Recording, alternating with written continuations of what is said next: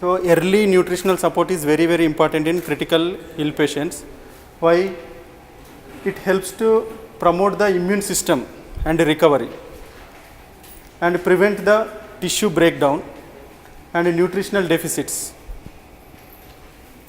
and improves the patient outcome and enhances the recovery from illness. So these are the main aims for which we need to start early feeding. Next. Nutritional support means provision of patient's dietary requirements. This nutritional support, as you all know, nutritional support is two types, enteral and parenteral. So what we give through the tube or oral, that comes under enteral feeding, or intravenous form of feeding comes under parenteral nutrition. Enteral feeding is the main topic of discussion is enteral feeding. So enteral feeding should be prescribed whenever oral intake is inadequate for the patient who has a functional gut. Patient has functional gut, but patient is not taking orally.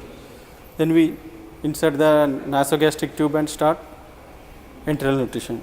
These are the advantages of enteral nutrition.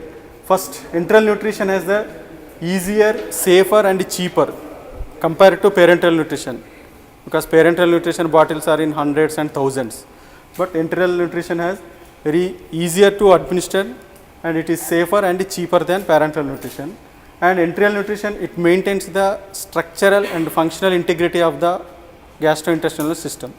Next, and it preserves the normal sequence of intestinal hepatic metabolism, fat metabolism, lipoprotein synthesis and prevents the cholestasis. Next, it maintains the insulin glucagon ratios and septic complications associated with the parenteral nutrition, and improves the systemic immunity and lowers the infection rate and prevents the translocation of bacteria into the systemic circulation. Because these are the advantages of enteral nutrition, and other side the complications of parenteral nutrition. Come to some nutrients, you know very well about carbohydrates. Carbohydrates are basically two types, simple carbohydrates and complex carbohydrates. And simple carbohydrates are very easy to digest, but these are the richest form of calories. Next, complex carbohydrates, most of the starches comes under complex carbohydrates, and these are the excellent main source of energy for the body, and this fibers. Next, proteins. First, there are 20 amino acids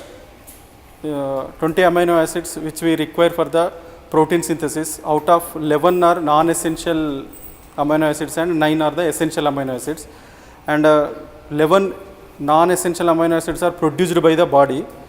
So other 9 amino acids are not produced by the body. So for that we have to supplement the essential amino acids, because these are amino acids are the building blocks for proteins.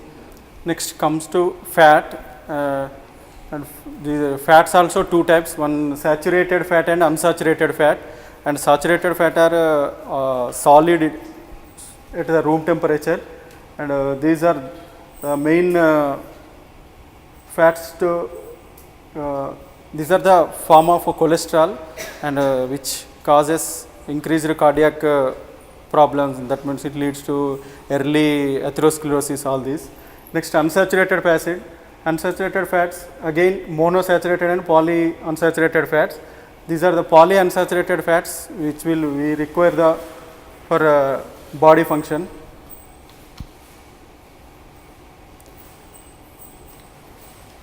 And comes to vitamins, and vitamins broadly divided into two types, that is water soluble vitamins and fat soluble vitamins, and A, D, E, K are the fat soluble vitamins, and B and B complex and C are the water soluble So these are all sources you can read in books. These are the calcium, phosphorus, magnesium, sodium, potassium, iron, and other small trace elements like iodine, zinc, copper. These are the minerals. You know, because we will advise for every mechanical or critical ill patient, magnesium, phosphorus, calcium. These deficiency have many complications and poor outcome.